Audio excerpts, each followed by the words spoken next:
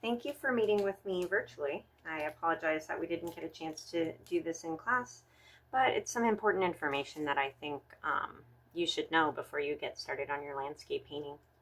So I gave you a handout of, I think we've got 7 photos on here of natural subjects that I photographed around Oceanside on a walk. And then a picture of hollyhocks. That's a stock photo, but is beautiful and will be nice for us to get into some floral painting. But we're kind of going from macro, looking at background and midground, and then getting into the micro, really zooming in on some of these subjects to try to see how to get in on some details. I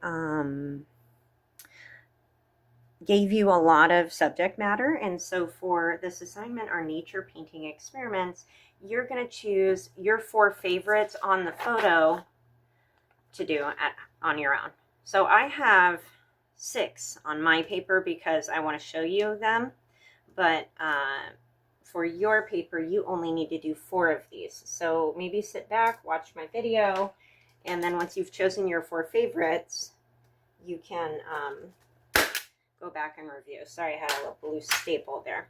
But this is a lot of stuff, and so I wanted to first show you my tracing process real quick. I gave you a sheet of tracing paper, and you might have looked at these 2 and said, how do I make this into where it gets on the paper? So we went over tracing using transfer paper before, and then I showed you how to make your own transfer paper. But I made this little challenging on purpose to get you into some problem solving, because you can't exactly put graphite all over the back of your source. There's other images on there. So what I'd like you to do is, once you've chosen the 4 that you're going to paint, trace them on your tracing paper, and then put your photos aside and use your graphite stick or your pencil to create your own quick transfer paper. If you have transfer paper at home, you can use that, but I'm sure you've noticed that when you trace directly from the source to the transfer paper underneath, you're writing onto, you're getting graphite and stuff on as you trace this. So to protect your source, you can use a piece of tracing paper. It also helps if you don't have transfer paper. I think sometimes it's a little harder to get than just a pencil and some tracing paper. So what I did as I traced my sources is I made sure to include details about the actual values that we're showing once I put the tracing paper on top. My tracing paper is kind of used up, but I'm sure you'll notice yourself that when you lay tracing paper on top of it, you get this kind of softening effect where you can't see all the detail anymore. So it's a little bit of a hack for us artists. We're trying to fuzz our eyes when we look at the photo to see where groups of light and dark value are laying in the picture plane. So using some tracing paper on top, it kind of blurs it for us. So you start to just see weird shapes as opposed to branches and foliage and all those little details. What's interesting too about tracing in this way is that you reproduce the image several times before it gets to its finished state. And every one of those times, when you trace it on the tracing paper, and then when you transfer it onto your paper, and then when you finally get your brush and get to work and transfer that image the 3rd time by looking, the image starts to change and develop into something that is that shows evidence that it came from your hand as opposed to from my camera. So running your original source image through a couple of reproductions can help to smooth out some things, get your design eye on it, where you're starting to look at shape and composition, and kind of pull away some of your fidelity to the photo. It's important to get into those details, and that's really the funnest part about painting for me. Sorry, my cats got the zoomies, so they might run by, but hopefully not on my painting. But anyways, by reducing the image into basic shapes, it gives us more design opportunities to move things around. So you'll notice if you end up tracing this tree, that reducing it into a tracing of blobs of different types of value, light and dark, helps us find those areas that we can block in. And this really starts to look like those example images that I gave you of like filler trees. So this is a good little filler tree right here. It's nice to have sources in your archive of trees, flowers, rocks, landscape subjects. So that way when you're working on a bigger painting, let's say you wanted to do a big eucalyptus grove, but you couldn't get the right photo, you could make up those trees. As long as you know the rules about atmospheric perspective, that as things get further away, they get duller and less vibrant.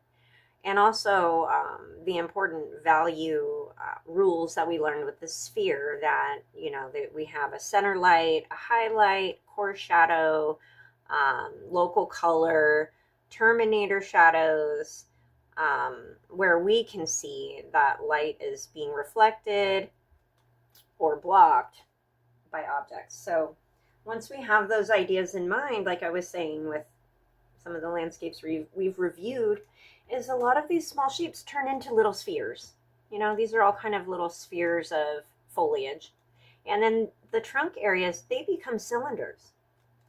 So we'll try to do all of that while thinking about color and everything else. So I'm just going to kind of try to dust some of the graphite off of my paper, because I really would like it to be nice and light, and I don't want it to affect my paint very much. Graphite resists water, so make sure I hit record. Okay, we're good. I'll pause out my drying times, but in between each layer, be patient. Let the paper dry. If you have a blow dryer at home, use your blow dryer. If not, just set it in the sun. It's been nice and warm at the time of this recording, so for my current semester, you can take advantage of what the sun can do to dry our paper. I'm just getting all my brushes together. I'm going to mix up some paint. As I consider what colors I want to use for the tree, I like to start out by looking at what are my lightest values, because that's going to be the level that I tone my paper at, meaning that I darken the paper just enough, and be able to say to myself, okay, this is the limit of how light it's going to get. And then I can start pushing values darker in the different areas that I've outlined as darker areas. My tracing has a lot of information, because I'm not only including the shape of the foliage itself, but I'm including the areas that were light. And I'm tracing that looking through tracing paper, which is a little off. So when you come back from your tracing and you have the photo right next to you, these are just notes that you took about your image. This is the image. So I will constantly look back at these shapes to correct my drawing. Like right here, this is a weird shape. It looks very thick and solid the way I drew it. But I can see here in the photo that it's like a little kind of lion's tail puff off of a branch, and then another little puff. Some of the foliage behind it kind of tricked me and made me think it was one big thing. So when I paint this, I'm going to observe the fact that there's sky behind it, and that this is a little more open and airy than what I had originally drawn. So some things to look at. It appears to me that the trunk and the branches with light on them are going to be the lightest thing in this image. I'm ignoring the background, the freeway, and the ground, the trees behind it, just trying to isolate this one tree. So within that visual information, I can see it. It looks to me like a really light burnt sienna. Burnt sienna is so nice for creating warm, peachy colored whites, which we don't make white out of transparent watercolor usually. But if we want to tint our white paper to be that warmth that we're looking for, this is a color that can really help us get there. Now, I don't have a tester paper down. Full disclosure, this is my last piece of dry press Fabriano. I'm going to have to go to the store and get myself some more, because I like this stuff. You don't really have to stretch it when you're goofing around like this. But since I don't have any more paper, I don't have a tester, I'm just going to use an open space on my paper to test and see if the color is near what I want. Now, as I do that, I'm kind of off camera there, but I'm not going to mess with it. As I do that, though, I'm bringing my photo right next to the paper and trying to get a visual on if that peachy color is what I want. I think it's close. It could use a little bit of yellow. So I don't really need a lot of paint for this part, but I want to start bringing everything up at the same time in value. So it's all at 0. Everything's going to come up to 1 because nothing in here is all the way white. I mean, maybe some on the branches, but we're far away, so we can't see that. So the branches are already going to be at a 1. So I know everything is going to come up 1. Some things are going to start to come up 2 on the next layer. Some things will come up 3 on the next layer. Now I'm talking 1, 2, 3 in levels of value. Like on our value scale where we numbered 0, 1, 2, 3, all the way to 6. So 0 is paper, 6 is fully black. So some of these areas inside the tree are so dark they could be fully black. As we bring up value, remember that your paper needs to be super dry when you move into the next stage and the next stage and the next stage. So I see areas that need a lot of filling in and some areas that really are smaller. So I just want to make sure that I make myself enough paint to cover this area. It's always better to make too much paint than not enough, because eventually you'll use that puddle to mix up a new color that needs a little bit of what you just made. That's how we get into color harmony in watercolor, is we're kind of carrying over some of these base colors in the first layers into the other parts of the palette. In a way that makes sense, of course. You know, we have to think about complements. Oh, I got myself too yellow there. I think I warned you previously that cadmium yellow is just a color bomb. It is so strong. So when you want to warm something up, start with that color. And just use a little. Sorry, I'm just testing some colors somewhere else on my paper. I think I have something good, so I'm going to go for it. I've got a 6 here in the Princeton Select brushes that I think will do the job for the thinner area, and then I'm going to move up to an 8 for the thicker stuff up top. I could wash this and get a nice even wash all the way through, but I'm really not that worried about it because there's so much variation in foliage that sometimes the weird things that watercolor does lend to nature painting. So I'm filling in this top area here. And for some reason I had something pulled out right there, but it looks to me like it was going to be a darker area. So as I fill in, I am looking back at the photo the whole time to make sure that the area that I'm filling in right now is positive space, meaning that there's something going on there. The areas with the branches, I'm filling that space too. And also, I'm not worried about a thin line there because the background is filled in the photo here.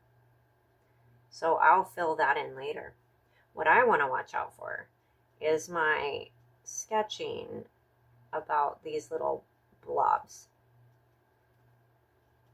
In the photo, it's a little more open there. In my drawing, it's very caved in. So I want to make sure I leave some areas just white because up there, it would have been sky. And I would have painted sky first. But we're just doing the tree. So we're going to leave that sky area white.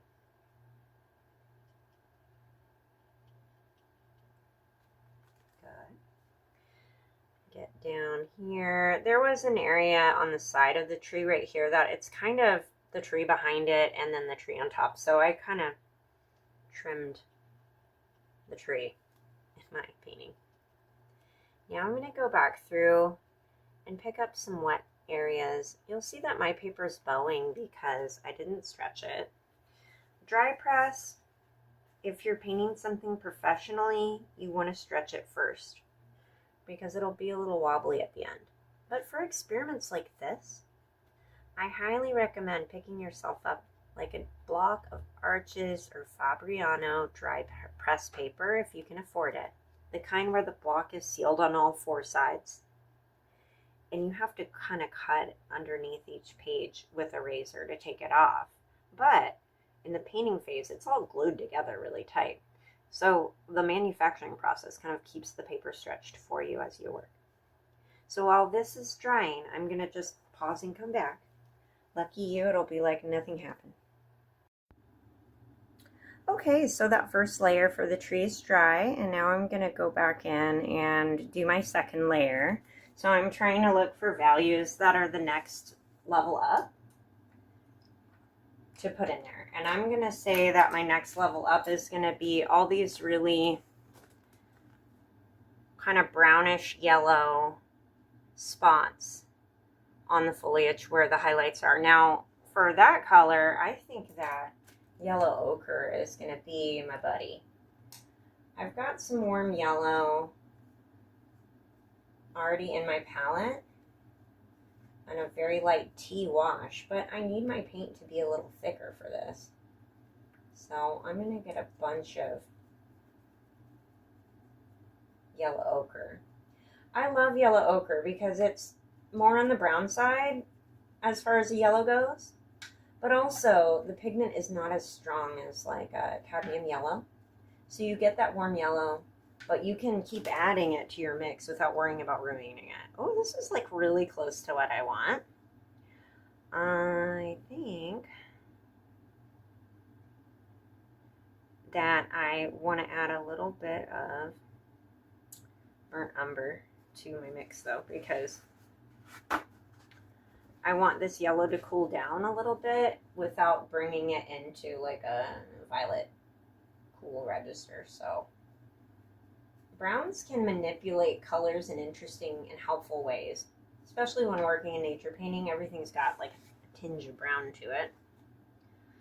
All right, I think this is pretty close. So now what I want to do is I want to paint everything that I already painted except for those branches. Those branches need to stay light.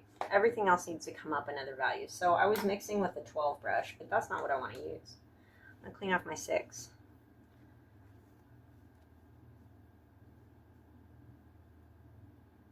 So everything but the branches that show light. There is a branch that shows some shadow, so I'm going to make sure that I do that.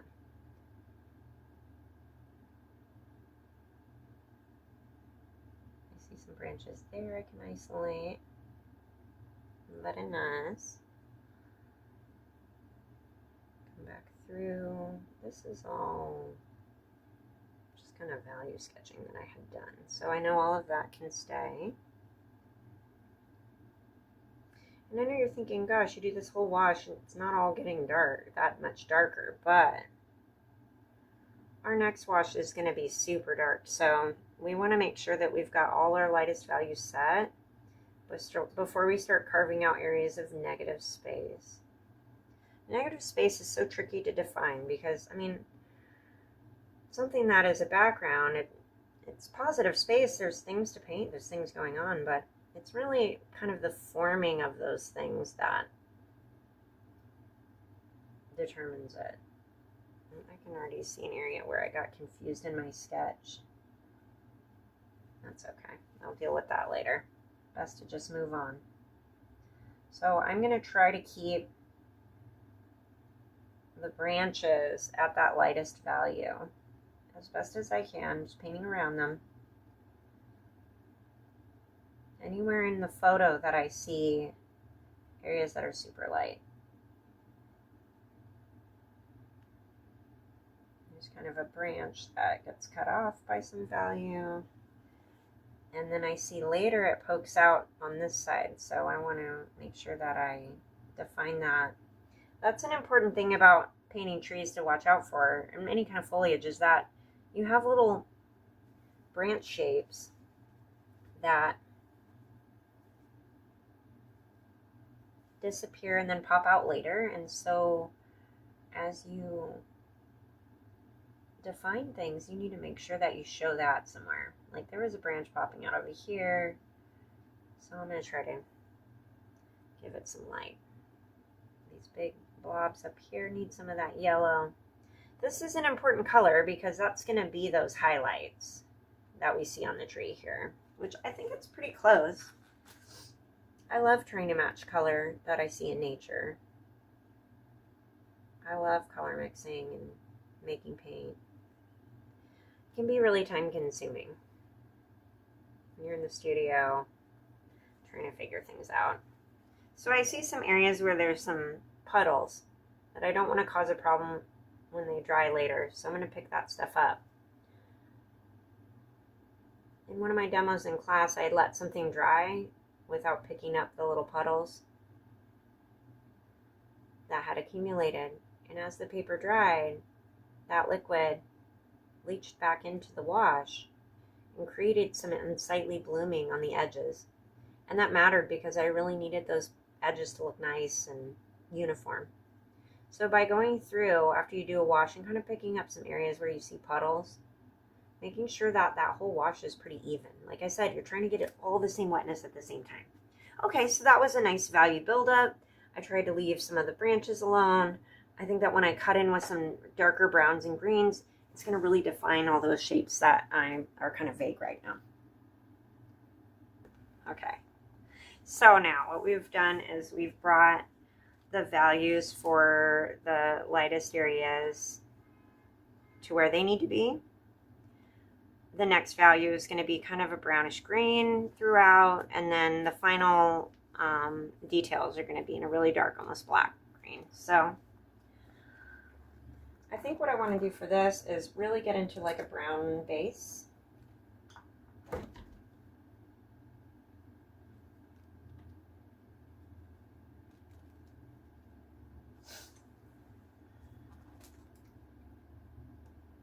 going to go with some burnt umber. And my paint's starting to thicken up because I want to block in the value and put more details in. So I've got some burnt umber that I'm starting with. Why don't I try a little bit of Verdian green and see what it makes.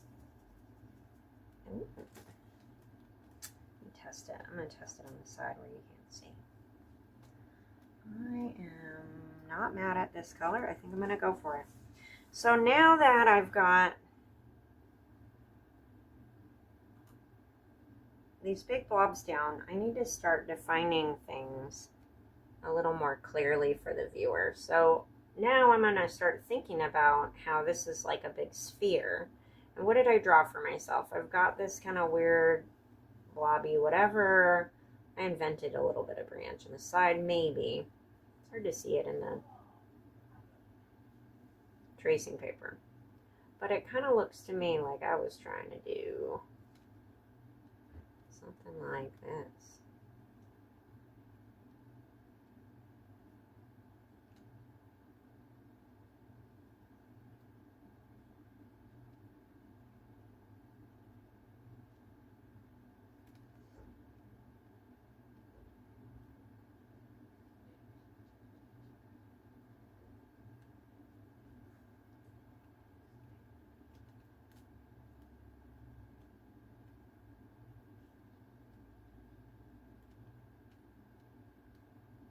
Now I'm really outlining and defining those branches.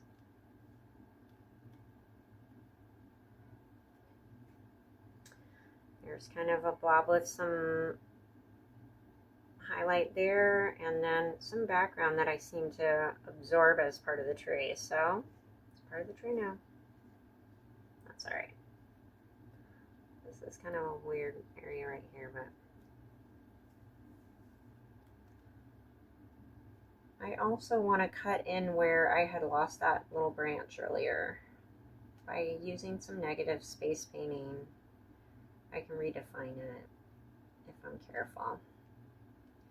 This whole area is really dark. Make sure I get that.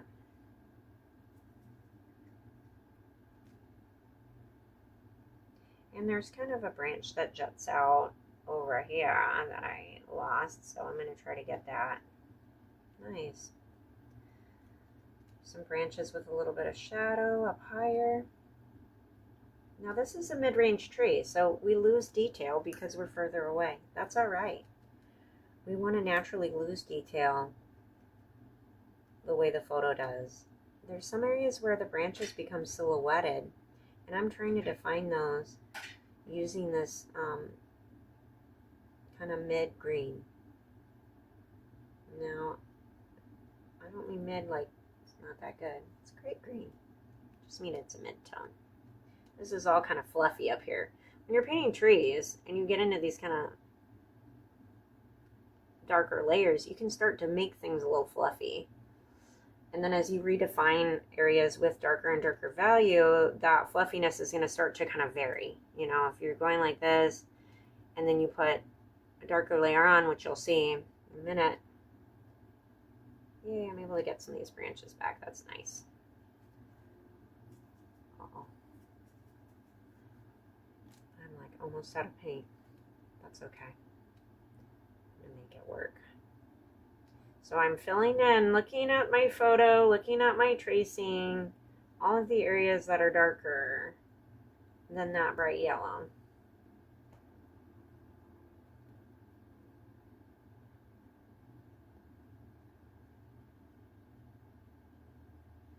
Uh-oh, I'm starting to go over areas that have dried. I don't want to get too into that. I'm just going to kind of darken that area since I already came through on it once and it dried. I don't want to have an unsightly edge, so I just kind of try to clean that up there.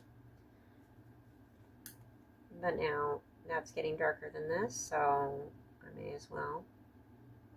The paper's still damp, so I don't want to get too layered over it. But now I'm coming over to these little blobs. Remember, I had kind of forgotten that they were blobs. I'm going to redefine them as blobs with branches. And then there is some blobage that happens down there. I'm grabbing green from another area, which I shouldn't do. Oh no, my little branch. Let me see if I can reinvent that little branch. There we go. Okay. Cool. It's back. The branch is back. Way. So I noticed that my painting process got a little caught up because I ran out of paint and I had to kind of quickly scrunch something together. And when I did that, some of it dried too fast. But we've blocked in a good amount of this tree now. And we can even get into kind of some little flecks.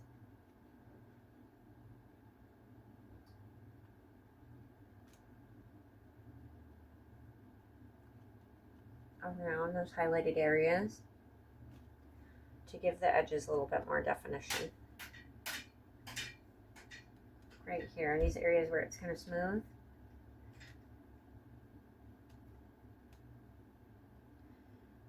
You can do that as you're filling in, or you can come back and try to do it later like I'm doing, but ideally, you want to have these areas all wet at the same time. So if you go back in and re-wet something, just make sure you re-wet that whole area. Okay, that's a nice block in for now. Let's move on to the next one. Okay, great. Let's see if we can do one more layer of this mid-range tree with some dark values to try to define the final details of the tree.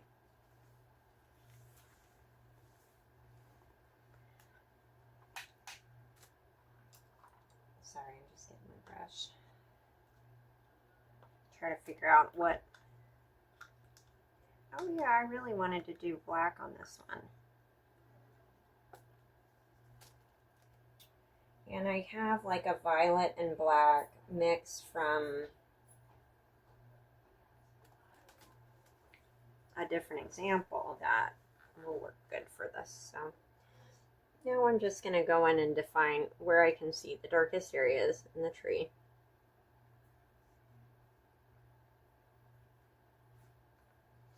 I had this area here that I think should have been highlighted that I kind of got mixed up, but that's okay. I'll add some darker values below to kind of define it. So there's a lot of like purple or violet in this tree, I noticed. So a violet black can really define it the way we want it to.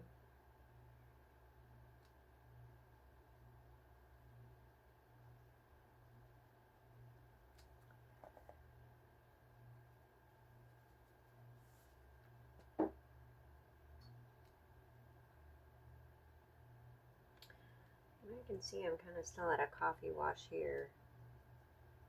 I'm kind of trying to push it because I'm running out of light.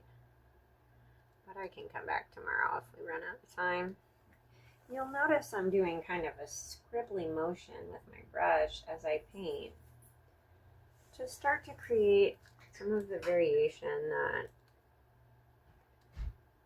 would be in leaves that are moving. You know, leaves that are suspended in air.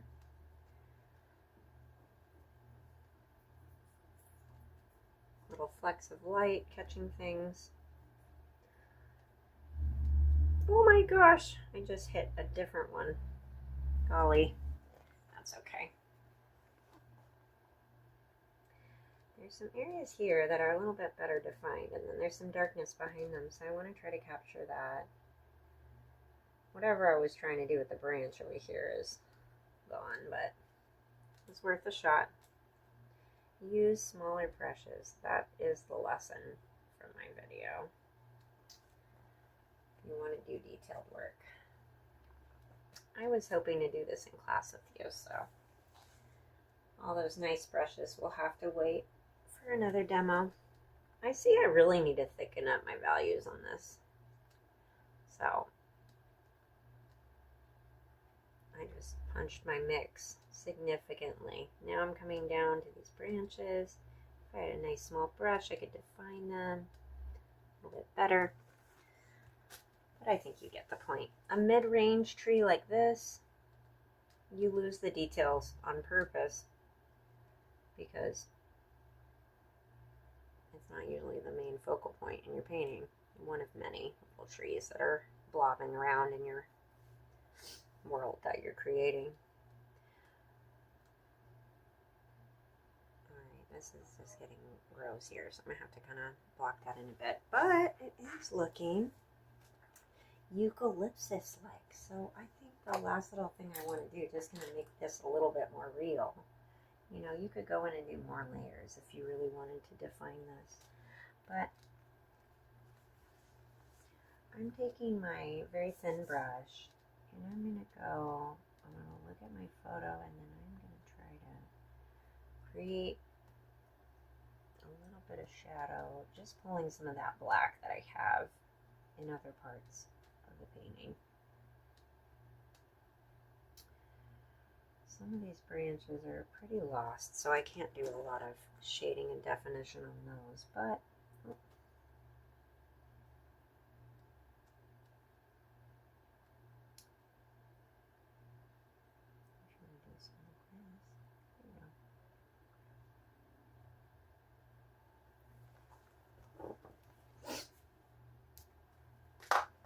and then just so that we could define the lightest values of those shapes, you could come in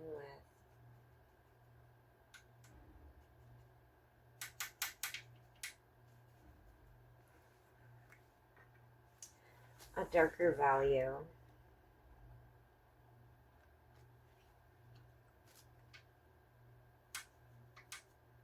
Sorry, I was trying to give you a little bit of blue for sky, but got kind of lost there. Oh, that's bright. There we go.